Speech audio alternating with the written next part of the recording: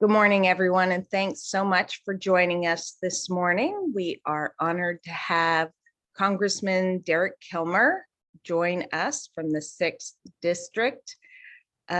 We will be talking about a myriad of topics, and as usual, if you will put yourself on mute so we don't inadvertently pick up background noise, we'd really appreciate that. And then additionally, if you have any questions for Congressman Kilmer, if you would either put those in the chat or you can raise your hand to ask the question. And then we will allow him to answer those as they come along. Congressman Kilmer, does that work for you? Do you want to call on folks yourself, or would you like No, me to? you go ahead. Track it? Okay, Yeah. I will do that. So with that, I know people are more interested in hearing what our congressman has to say than me. So I will go ahead and give Congressman Kilmer the floor. And thank you so much for joining us. We're honored to have you. Thanks a bunch, Colleen. I appreciate the invitation. It's good to see everybody, and was good to be at the parade on the 4th. Before I say anything else, I just want to thank Colleen and the EDC. I say that in part as a kid who grew up in Clallam County and cares a lot about the work that the EDC does to grow economic opportunity in our region. And I say that also as a guy who worked for an EDC. I worked for the Economic Development Board in Pierce County before running for Congress. And I really do think that the work of our economic development councils is important as we try to create more economic opportunity for more people in more places. I thought, I don't want to talk at you for all too long this morning. I thought maybe I would do a little bit of rear view mirror, a little bit of windshield, and then take whatever questions you've got. There's a multitude of topics we could cover this morning: the state of the economy, the steps that need to be taken to lower prices for American families, some of the new investments in our region, which I'm excited about as part of the federal budget process. But I do think it's worth starting off by just thinking about, kind of where we were as 2020 came to a close and where we are now.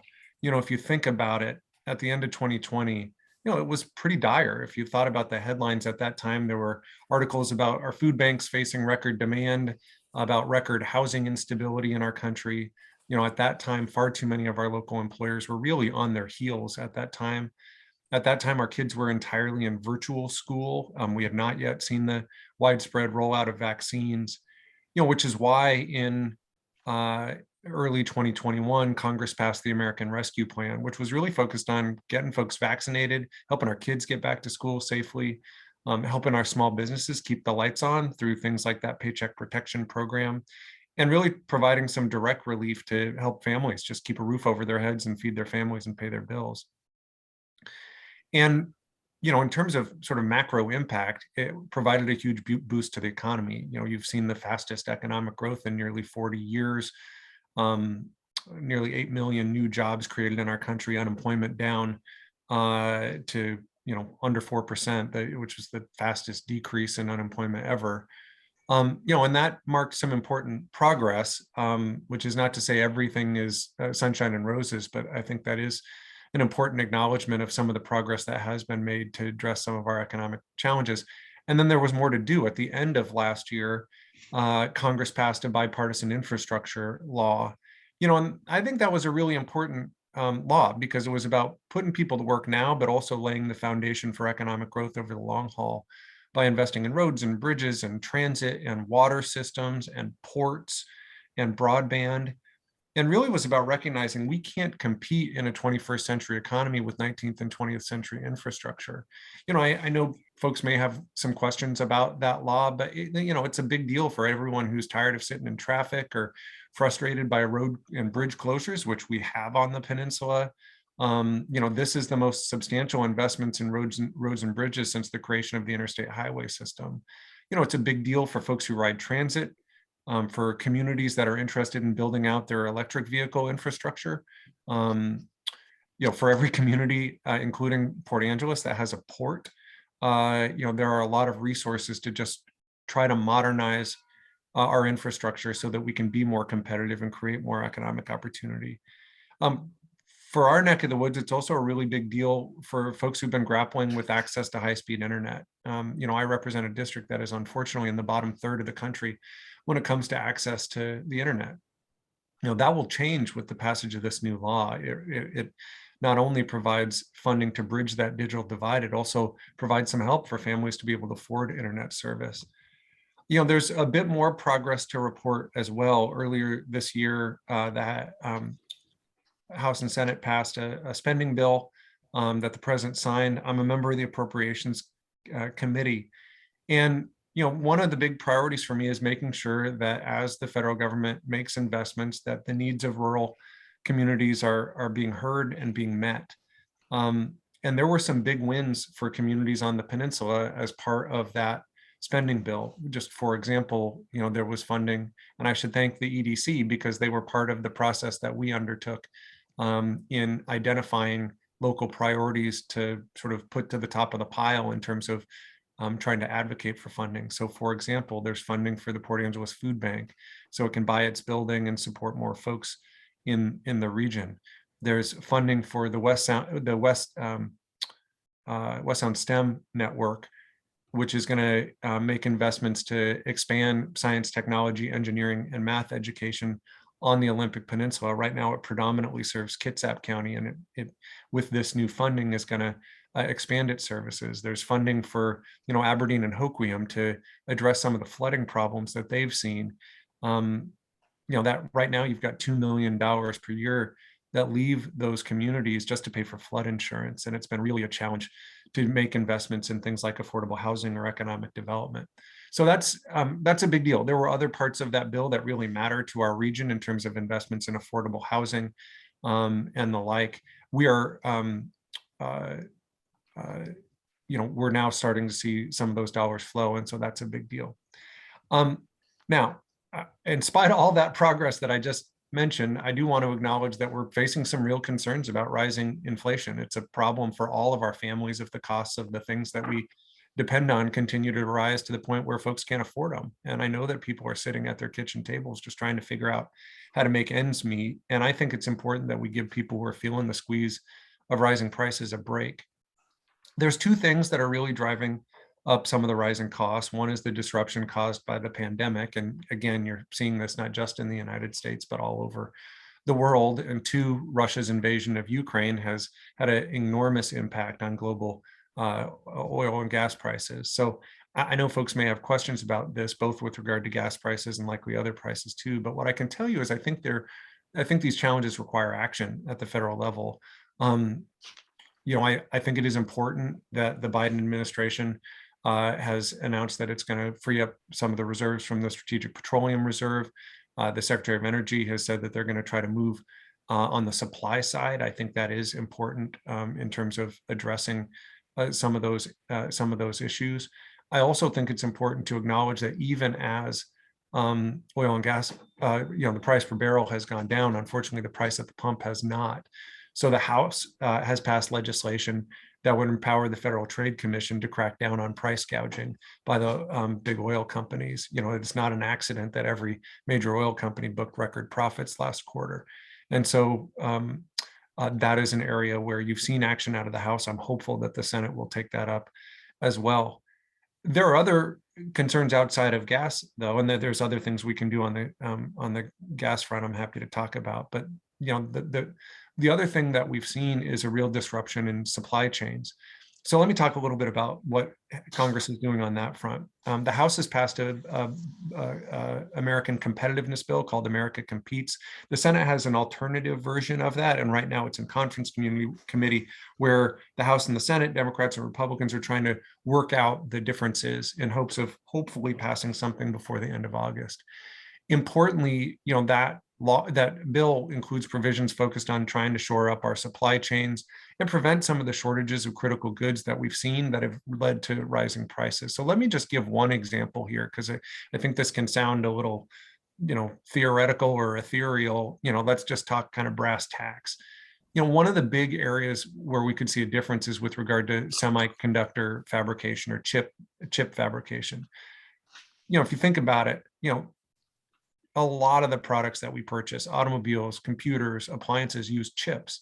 And unfortunately, though the United States invented the microchip, the United States now only produces about 10% of them. And as a consequence, when there are global shortages, and as we've seen from the pandemic, supply chain disruptions, we're just less able to manufacture things like automobiles and appliances and the like. And so there's a reason, if you go by your local auto dealer, that inventory is down so much. So you have suppression on the supply side. Demand has continued to go up, and so you're seeing price pressure, prices going up. The same thing with regard to used cars. With the new car production down, the demand for used cars has soared, and that's led to prices going up for used cars. And so one of the big areas of focus as part of this innovation bill is to try to bring some of this chip manufacturing back to the United States. And some of the large manufacturers have said if this passes, they will do just that. Finally, in terms of dealing with inflation, I think you have to acknowledge that families are struggling and people need a break. And so there's a few areas where I think there are prospects for getting something across the finish line that could make a real difference for American families. So, for example, you may have seen just this morning, the Senate put forward some language focused on reducing prescription drug prices. The House has already passed something in that regard to allow for drug price negotiation as a means of lowering drug prices and giving families a break. I think that would be a big deal, frankly, not just for American families. It would save a whole bunch of money for the federal government as well, if you allow price negotiation under Medicare for drugs. The other area where you've seen keen interest, but both by Democrats and Republicans, is trying to reduce childcare costs. One of the things that has left a lot of families sort of on the sidelines in terms of being able to get back into the workforce is a shortage of childcare options, the lack of affordable childcare options. So that's another area where I think there's a real shot. Let me just say one other thing on the as I talk about the windshield. Right now we're also kicking off the appropriations process for this year, with the hopes of getting an appropriations bill across the finish line. Once again, part of my focus has been making sure that we're providing investments on the peninsula, including in Clallam County. And again, I want to thank the EDC for being at the table in that process. We were able to put forward, and just last week passed out of committee, spending bills that included funding for 3 projects in Clallam County, for the Makah tribe to relocate its health center out of the tsunami inundation zone, funding for the Clallam County and City of PA joint emergency services and public safety facility. That's a really important project as we look at public safety and community safety potentially, as particularly as we think about things like the potential for earthquakes and other emergencies, where you just need to make sure that all of the organizations are situated where they can interact with each other and talk to each other and keep our community safe. And then also a project for the Lower Elwha S'Klallam tribe, their health and wellness project. So those are some things that are in the offing. We've also, again, focused a lot on affordable housing as part of that as well. I know that's a concern for folks pretty much in every community I represent. Final thing I want to just say is, I know it's tough sometimes to watch the federal government in action. That's both in action and inaction. And that's really shaped a lot of the work that I do. Part of my mission is just making government work better for the folks I represent. I chair a committee in Congress called the Select Committee on the Modernization of Congress, which makes us sound like we're the IT help desk, but we've been nicknamed the Fix Congress Committee. And we've been focused on trying to just make Congress work better for the American people, to improve government efficiency, to make it more effective and transparent, and even trying to foster more collaboration without a whole lot of attention from the press. You'll never see this on cable news. We've passed now more than 140 recommendations focused on trying to improve Congress and make it work better for the American people. Every one of those recommendations has been bipartisan. 2/3 of them have now either been implemented or are in the process of being implemented. We've also just introduced a bill called the Improving Government for America's Taxpayers Act to strengthen oversight and to save taxpayers money. The Government Accountability Office reviews instances of waste and duplication and has made, I think, really great recommendations that would save taxpayers billions of dollars, but too often their recommendations get ignored. And so I worked with my Republican counterpart on the Fixed Congress Committee and a bipartisan group of legislators to introduce this bill to push for the implementation of these Government Accountability Office recommendations, so that, and literally there, you may have seen the headlines, this could save billions and billions of dollars. I continue to chair the bipartisan working group in Congress, which is a group of a dozen Democrats and a dozen Republicans who meet each week just to try to figure out where we can find some common ground and move forward on behalf of the American people. And finally, let me just mention, I think that the American people should be confident that decisions are being made in their interest, not in someone's personal financial interest. So I've sponsored a bill called the Trust in Congress Act to prohibit members of Congress and their families from owning and trading individual stocks, to ensure that there is never any conflict of interest, because I think you should know that your elected officials are working for you, not for themselves. So the only other thing I want to mention real quickly is half of our team here in the district does what we call casework. So if someone has an issue with a federal agency, we go to work on their behalf. And so if you or someone you know has an issue with the SBA or with the VA or Social Security Administration, or you name it, please put them in touch with our office. We stand ready to go to work for you and for your neighbors. So I'll stop there. And if folks have questions, I'm happy to answer. So thank you so much, Congressman Kilmer. On that last note, what you call casework, I've always thought that was congressional inquiries from the federal side of things. But I've got to say, we needed to get our business uploaded into what's called sam.gov, which System of Award Management, and even with some experts that help us, we were not able to make any progress in that for 2 years to get the new UEI. And we just, I think it was yesterday, were informed that, okay, you finally got it. And after writing 9 notarized letters to them and all this process, and the reason why we were able to finally get our UEI is because of your staff. They were contacting them on their end, and they took it from a tier 1 up. And so why I bring this up and put so much emphasis on it is because for businesses across our state that are going to apply for Working Washington 5 grants, the state now requires that all businesses get this UEI. And from my experience, if you had a prior account with them with the DUNS number or something like that, their system is next to broken.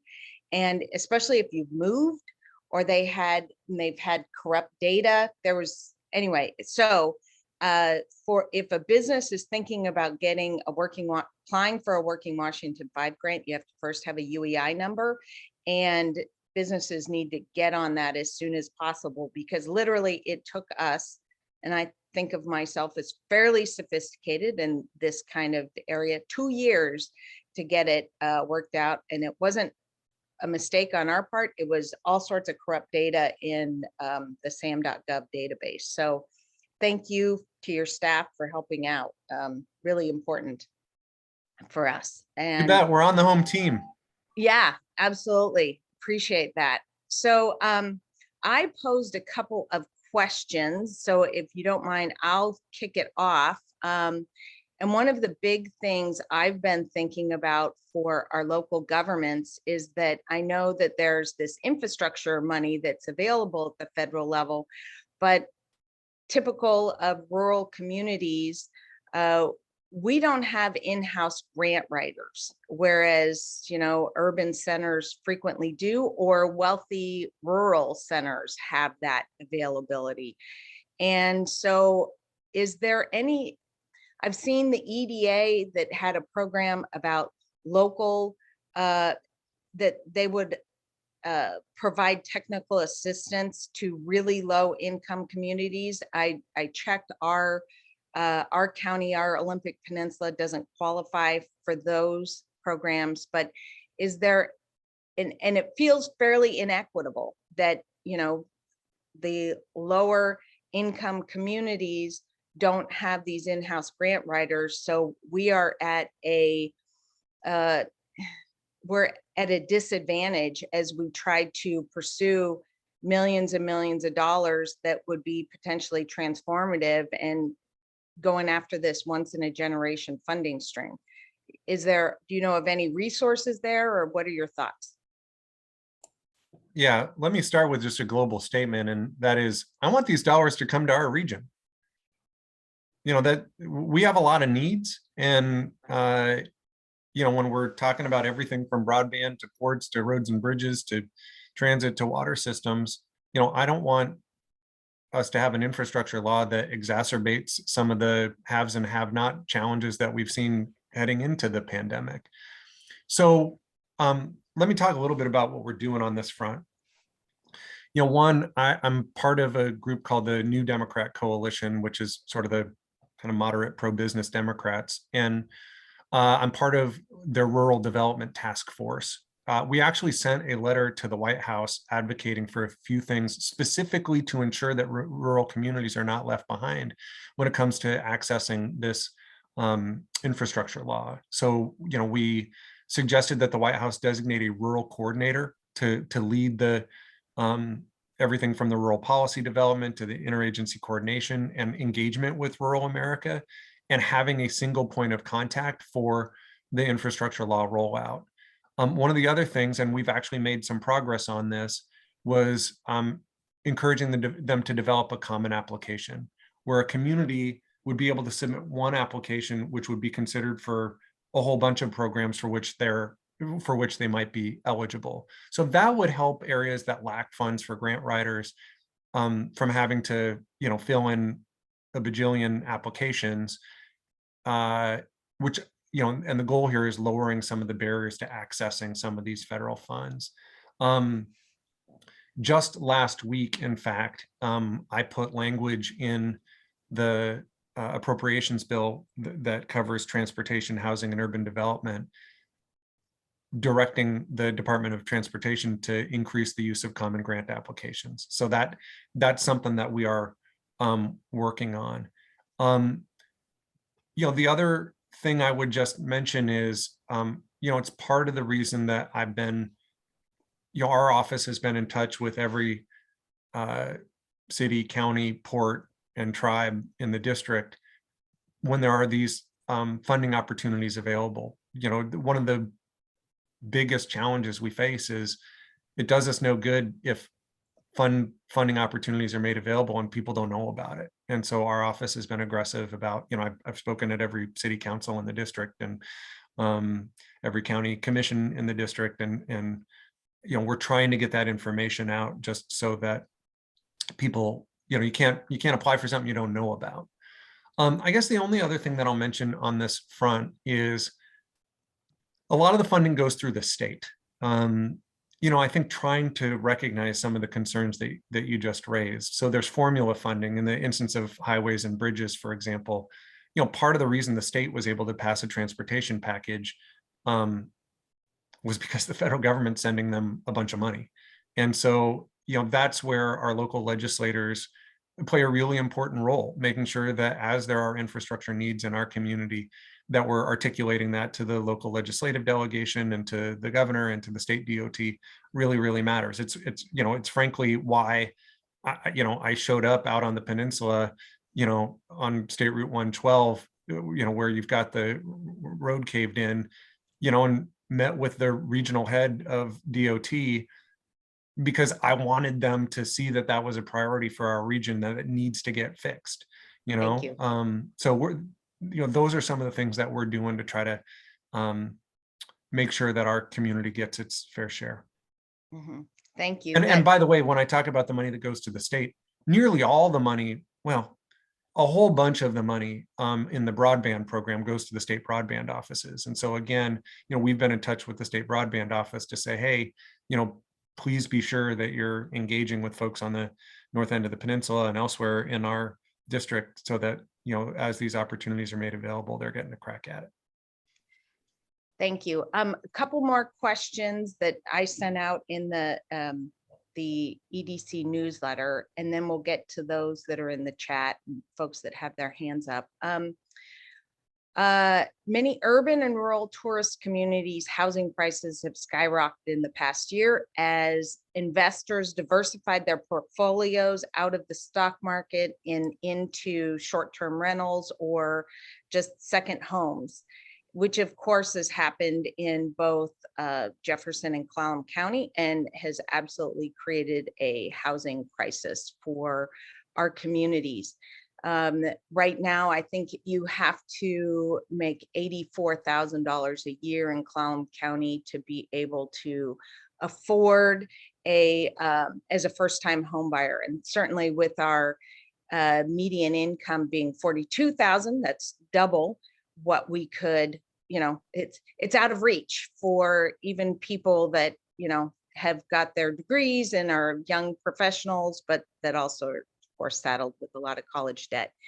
Is there anything that's on the horizon with the federal government that that would address some of these issues around housing affordability, or is that really a state issue from your perspective?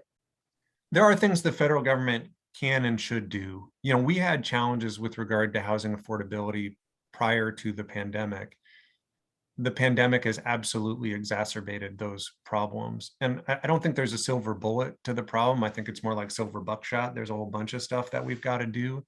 But let's talk about a few of those things. So I am the lead sponsor of a bipartisan bill called the Yes in My Backyard Act, which to your point, sort of acknowledges that some of the barriers that we've seen have been driven by local regulatory policies, but it tries to provide sort of a federal incentive to rethink some of those local barriers. Trying to identify obstacles to and opportunities for increasing home construction through things like better zoning and by right development and faster permitting. That's what the Yes in My Backyard bill is all about. And we've worked with the National Home Builders Association and with the Low Income Housing Coalition and others to try to get this bill cooking, because I think it's one of the things that could really make a difference just in terms of addressing policies that affect housing affordability. Everything from local land use policies to permitting to you name it. We've got more than 250 groups that have rallied behind this bill, and we're working to get it passed. Beyond that, there are things particularly in the affordable housing space that the federal government can do. So putting the low-income housing tax credit on steroids, that's a tax credit that basically changes up the arithmetic for developers and makes it pencil to build affordable housing, which we need a whole lot more of. So that's something that I've supported. There's legislation in that regard, and we're pushing to try to get that done. Beyond that, one of my areas of focus on the Appropriations Committee is funding for some of the housing programs that support our local housing authorities. There's programs both through the Department of Housing and Urban Development and through USDA, the Department of Agriculture's rural development, that focus on helping housing authorities build additional housing, providing things like housing choice vouchers for low-income folks who might be at risk of homelessness, trying to preserve some of the manufactured housing, where you've seen a whole lot of sort of shift, and even supporting organizations like Habitat for Humanity, which is a really important player in our neck of the woods. They benefit from programs like the Home Investment Partnership Program, which is something that the federal government funds, and so that's been a priority as well. The other thing I'll just mention as part of the appropriations process, a whole bunch of the community projects that I put forward were oriented around trying to just develop additional housing. So, in this last round, funding for 2 affordable housing projects on the hilltop of Tacoma, funding for some of the tribal communities that are trying to move to higher ground and build out some additional housing at higher ground outside of the tsunami zone. In this round of appropriations, we've also included funding for some basic infrastructure, two projects in Jefferson County. I think I saw John Morrow on my screen, focused on trying to build some of that basic infrastructure that would enable some new housing development. We have a supply side problem. There's other things we got to do too. As I talked to the home builders, they said, if you know anybody who can swing a hammer, they're hired. We do have to focus on supporting career and tech education. There's a reason that as a member of Congress, I've visited more career and tech ed programs than I have civics classes. And that's because we've got to make sure that young people know that that is a smart and important way to invest their energies and to develop their skills. And that's a message that I send to them when I go and visit those programs. Final thing I want to say on this front, and I mention this only because it's been something where Clallam County has been a real leader. I know there's been a real effort focused on addressing homelessness among military veterans, and trying to support the development of tiny homes as transitional housing, as stabilization housing. And as we've engaged folks on the peninsula, they could use some help. And so we've introduced a bipartisan bill that would provide a new pilot program from the Department of Veteran Affairs to help with the construction of these sort of transitional individualized homes that provide an affordable housing option for veterans that are experiencing homelessness. That's a bill that is bipartisan that we're hoping will get moving out of the Veterans Committee here within the next month or so. So stay tuned. Great. So since we are talking housing, I'm going to ask Colleen Robinson to ask her question because I've got a funny feeling it might be about housing. Good morning, everyone, and thank you for being here, Representative Kilmer. I just wanted to follow up on something that Colleen mentioned about the arduous task for remote and rural communities to fill out these governmental grants. And after that, the follow-up of the reporting. We just don't have the staff or the bandwidth or department of people as they do in the larger metropolitan areas. And I wanted to share that both Representative Theringer and Representative Chapman told me that there had been some money put aside and there was being a person hired in East Jefferson County, and their sole purpose would be to help for us out here in the rural areas to go ahead and get some funding and also possibly some help with reporting on that funding. So Colleen, I just wanted to mention that to you. I don't have the specifics, but there is some help out here regarding Housing Trust Fund and the Washington State Commerce grants that come out. There's a little bit of help out here. So just thought I'd share that. And thank you for all you do, Representative Kilmer. We appreciate it. It's great to see you, Colleen. Let me mention one other thing on this front around just the challenges facing rural communities in terms of accessing these funds. So I mentioned that there's the conference committee is underway for this bipartisan innovation bill. In the version that passed the House, it includes a pilot version of something I've spoken with the EDC about previously, a bill I introduced called the Recompete Act. And the Recompete Act basically says, let's try to help communities that have faced some persistent economic challenges. And if you look at the district I represent, it's a whole lot of the district I represent would qualify for this. And what we've proposed is on the front end, a whole bunch of technical assistance from the Economic Development Administration to actually work with local communities to figure out how do we bridge the sort of employment gap. We look at sort of prime age employment, and there's areas that are like ours that really significantly lag the national average when it comes to prime age employment. So step one is providing some technical assistance for communities to figure out, okay, what would you need to actually close that gap and help more people have economic opportunity? The other piece of it is trying to recognize two challenges. One, while a one-off grant is helpful, most of the communities that have faced struggles, didn't fall into struggles in 1 year, and they're not going to pull out of it with a one-off grant. And so what we've proposed is providing long-term 10-year support. And secondly, making that support flexible so that, just recognizing different communities have different needs. The needs in PA are different than the needs in Forks. The needs in Aberdeen are different too, right? And so trying to make sure that that support is flexible so that a community can use those resources to meet their greatest need, I think makes a lot of sense. That is a bipartisan bill I introduced with Jamie Herrera Butler from the southern part of our state. That bill has, in pilot form, passed the House, and we're fighting like heck to try to get it included in this innovation bill. So stay tuned. I think that could have a real benefit to our region if we can get it across the finish line. Great, thank you. So there's a lot of chatter about a possible changeover in leadership in Congress after the election. If that were to happen in the House, how do you think that will affect your ability to achieve your objectives? Yeah, my approach is just trying to get pucks into the net for the folks I represent. When I first got into public service, I was part of the Rotary Club in Gig Harbor, and there was a guy there named Tom Swayze, who's unfortunately passed away since. But he was a Republican state legislator, retired when I was in Rotary with him.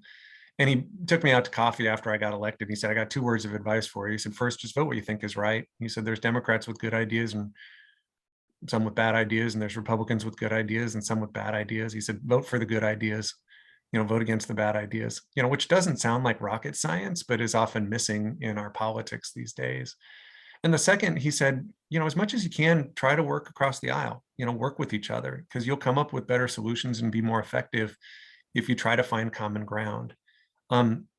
You all can go, there's a website called, it's the Common Ground Scorecard. And it actually looks at the degree that your members of Congress focus on trying to find common ground. There are 435 members of Congress on that scorecard. I am number 2 and the number 1 rated Democrat in terms of working to find common ground. And so I think that helps in terms of trying to figure out how to get things done for our region, regardless of who's in charge or who holds the gavels. I mentioned I co-chair the bipartisan working group, and we've actually introduced legislation together on things like trying to save taxpayers' money and make government more accountable, trying to reduce some of the toxic polarization that we see in our politics these days. We've introduced legislation actually to support some what we call civic bridge building. We've introduced legislation focused on trying to reduce student debt, but in a bipartisan way. So we're really trying, I think, to take a smarter approach. Same thing with the work I've been doing on reform to Congress. That select committee, is really the first in decades that have actually passed bipartisan recommendations and have implemented them. I guess the final thing that I'll mention on this front, and people may remember this, one of the things I've tried to do is invite my colleagues to our district, and I've gone to some of theirs to just have people on. I think it's a lot easier to understand where people are coming from when you see where people are coming from. I brought Steve Womack, who's a conservative Republican from Arkansas, out to our district. We went up Hurricane Ridge, and the National Park Service did a bang-up job of talking about some of the maintenance challenges that the park is facing. On the way back down the mountain, he said, Kilmer, I don't know what you've done, but suddenly I care about, park maintenance on the Olympic Peninsula.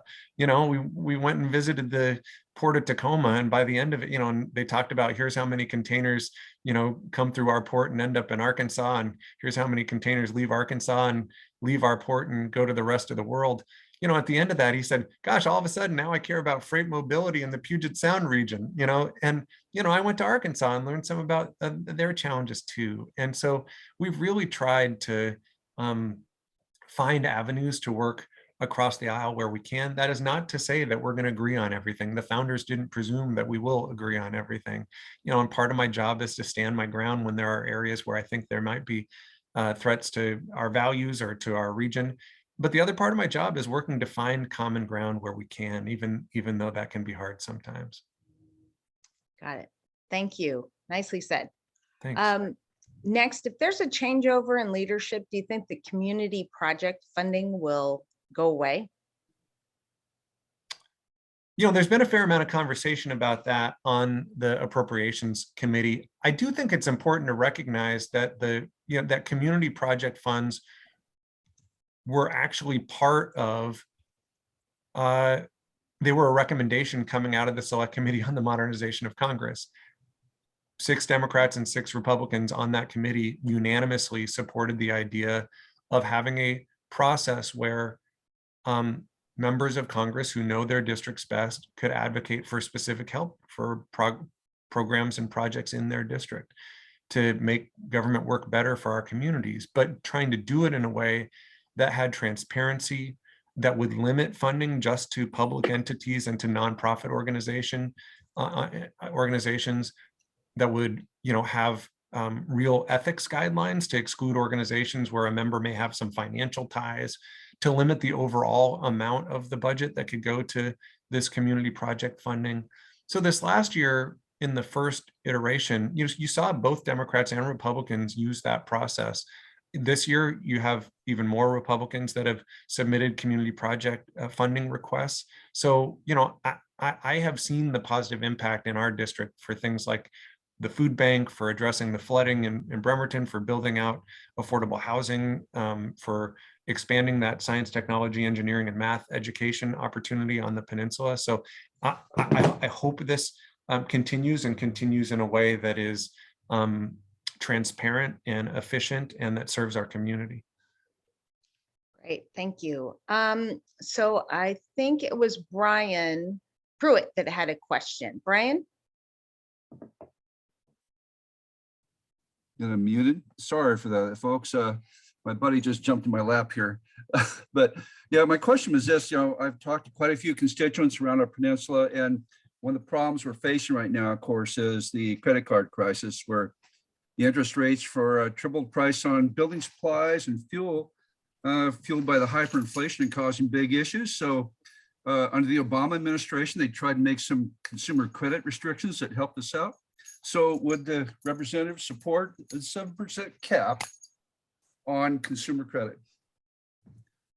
Thanks for the question, Brian. I haven't seen a federal proposal that has gotten to that specific number. What I would say is I think, particularly at a time when people are struggling to make ends meet, I think Congress needs to be open to ideas that will help people weather inflation. You mentioned prior policies, under the previous administration, under the Trump administration, unfortunately, there were rules that allowed, very predatory payday lenders to take actions that hurt a lot of folks. The Biden administration repealed that, which I think was important just in terms of consumer protection. I think it's important to thread this needle in a way that both protects consumers, but doesn't prevent people from being able to get loans that they need to buy homes and buy cars and to finance small businesses. So we got to make sure that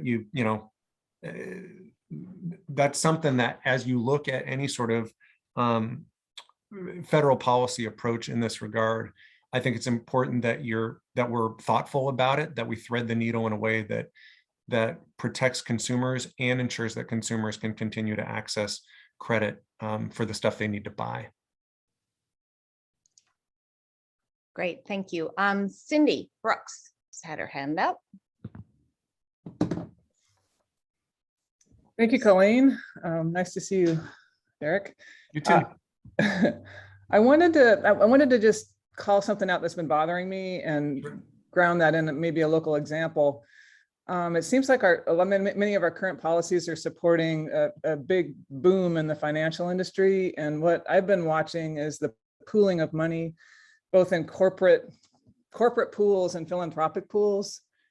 And I think the assumption is that's going to trickle down to, reasonable development that supports community. But if we look around, it really isn't. So I think there's a problem with this pooling of money. And if we look at housing as a bottleneck that's affecting both Clallam and Jefferson County, I've spoken with a number of Washington state economists that think that, in our rural areas, we do have a limited ability to attract companies from outside. Many of them think that we're beyond being successful building from within. Many of them think that we're beyond what tax credits can affect. And I've been advised that our best avenue may be subsidies for affordable housing. So my question is, we can see this distress between the haves and the have-nots, and we can see this divide increasing over time. Yet I'm worried that we're not at the federal level changing policies that could really affect, what we assume will trickle down and isn't. So I'm wondering if there's any movement towards housing trust models or subsidies for affordable housing and or taxation long-term that can help, where government can actually use a lever arm to do something that's not happening through philanthropy or through corporate profits. Yeah. Well, so let me first speak to the housing subsidies piece, and then I'll speak more broadly. The appropriations bill that passed out of committee last week included funding for housing subsidies for areas that are dealing with an affordable housing crisis. So that's, that is something that the federal government is working to step up to and to expand some of its support for. The other thing, though, and even beyond that, you see some unique issues in some of the rural areas around things like manufactured housing.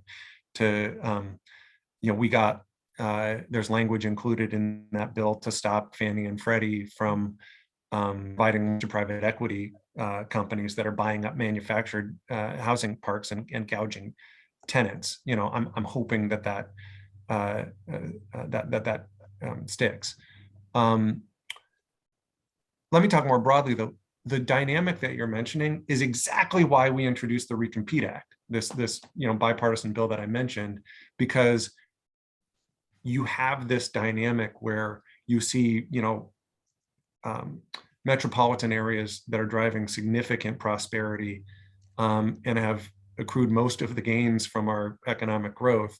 And then you have other communities that just have not. And I come back to the notion that different communities are going to have different needs. For some communities, including some on this screen, if you had some flexible long-term support from the Economic Development Administration, maybe a lot of it would go towards affordable housing development or infrastructure to support affordable housing development. If you're down in Aberdeen and Hoquiam, you'd probably use it to address the fact that 90% of the property is in the floodplain, right? They need to build a levee. They had an entity that wanted to build over 200 affordable housing units, but when they found out how expensive it would be because the property was in the floodplain, they bailed, right? So different communities have different needs, and that is entirely the rationale behind this Recompete Act, is to recognize that the federal government, we should not be satisfied with some communities rocking and rolling and some communities being left behind. That is not good for American competitiveness, and it's not good for American communities either. Thank you. I just wanted a quick follow on. Is there any way of addressing some of the ERISA rules that affect how we can use our pension funds to invest locally?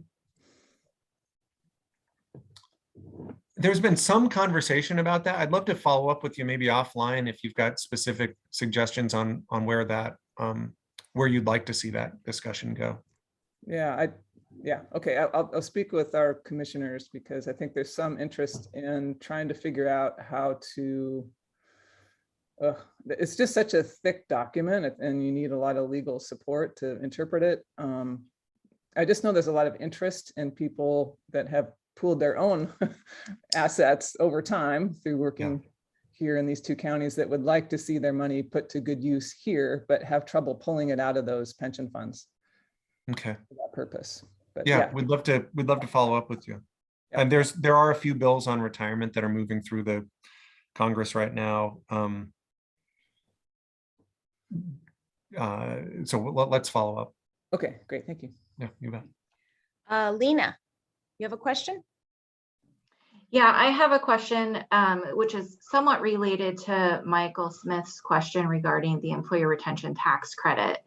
So I have the first question is whether or not you expect to have additional guidance on the eligibility requirements for the ERC tax credit.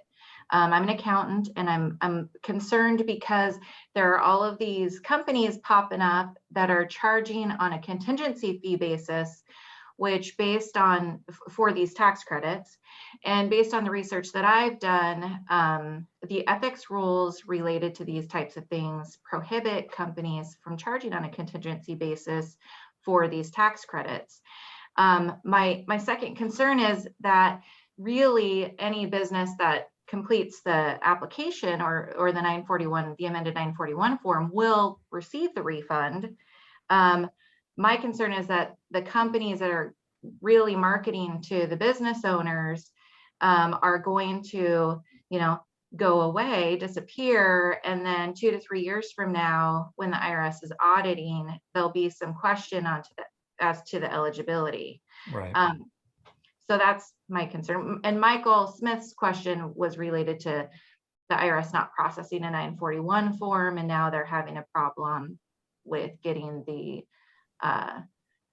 getting the 941X processed. Right.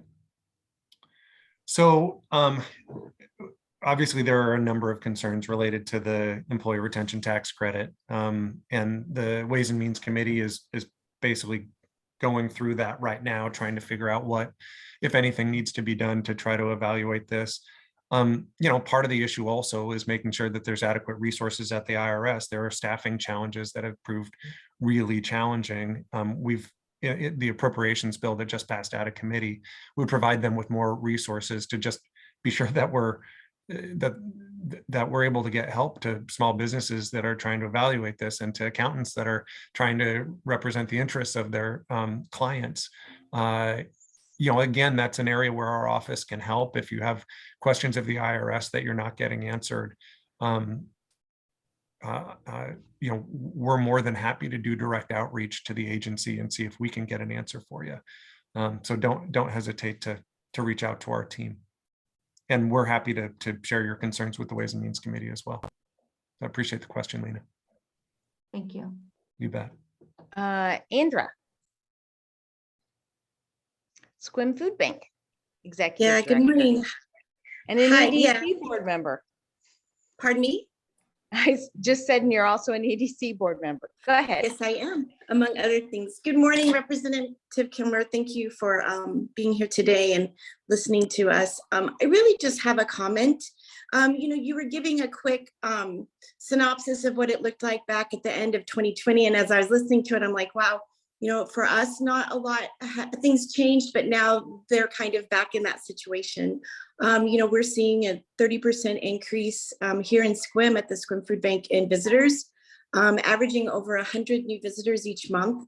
A lot of it is, what we've talked about today, increase in food cost, increase in fuel, increase in rent, and the thing that's different right now than it was in 2020 is we're seeing a decrease in supply from our emergency food partners.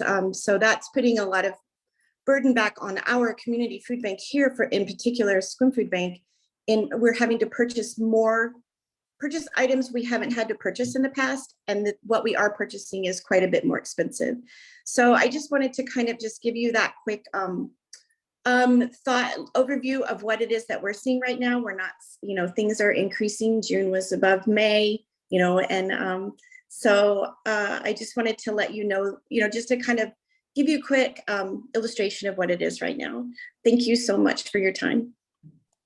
You bet. Thanks for the important work you do. And, certainly in the appropriations process, support for nutrition assistance and for food security is a big priority for me. And as we look at the issues related to supply chain, that is absolutely impacting food banks, and it's impacting food security. it's why I think it's important that we get some of this legislation. We just saw a bill that passed out of the House that focuses on trying to address some of the issues related to grocery prices. I'd sure like to see that bill make it across the finish line. So far, and I don't say this in a partisan way, it's just a statement of fact, Mitch McConnell is kind of blocking consideration of that bill in the Senate, but I'm hopeful that that will change and that we're able to see consumers get some protections that they need. Thank you. I've got a comment or a question. You mentioned the West Sound STEM Network receiving additional funding and expanding and into the Olympic Peninsula. And I haven't made that a priority in Clallam County, primarily because, when you look at our state's in demand and in decline list that directs where funding should go, it is wildly inaccurate. As an example, it says we have 836 nuclear engineers in Clallam County and Jefferson County, which I think we have 0. And I know that that's representative Kitsap County, but the programs that I've seen that they are promoting are really for job sectors that we don't have in our counties. And so when we pursue what they are focused on, really what we're doing is we are training our students to find a job elsewhere. And we really need to build up. We have so many openings locally, and we need to connect better with our businesses. And so I just want to make sure that their programs are really tailored to what our community's needs are, because what they've been promoting in Kitsap County certainly is needed there, but it's not, we don't have aerospace engineers. We have, a handful of mechanical. So that's just been a concern of mine. So let me take a swing at that pitch. Part of the value of the approach that the West Sound STEM Network takes is that they work with the community, and they don't do it to the community, they do it with the community. And so, if you look at the community project funding request that was made, there's a reason that the Port Angeles School District was one of the supporters of their application, and that the Workforce Development Council on the peninsula was a supporter of their application. There's a reason that the Sequim School District was a supporter of their application, and it was because as we look at the opportunities, including in career and tech ed fields, not every job is going to require exposure to science, technology, engineering, and math, but more and more jobs require at least some exposure to those competencies. And so what the West Sound STEM Network has been is a cool collaboration between industry in those areas in which they serve, the school districts, and higher ed. And so I think there's a real opportunity, whether we're talking about the PNNL lab in Sequim or whether we're talking about Olympic Medical Center, we know that science, technology, engineering, and math education can make a real difference. So. Absolutely. I know STEM is very important, but there's different flavors. So I'm going to get involved in that and make sure that it's directed to our business needs. So I see Commissioner Johnson has his hand up. Randy?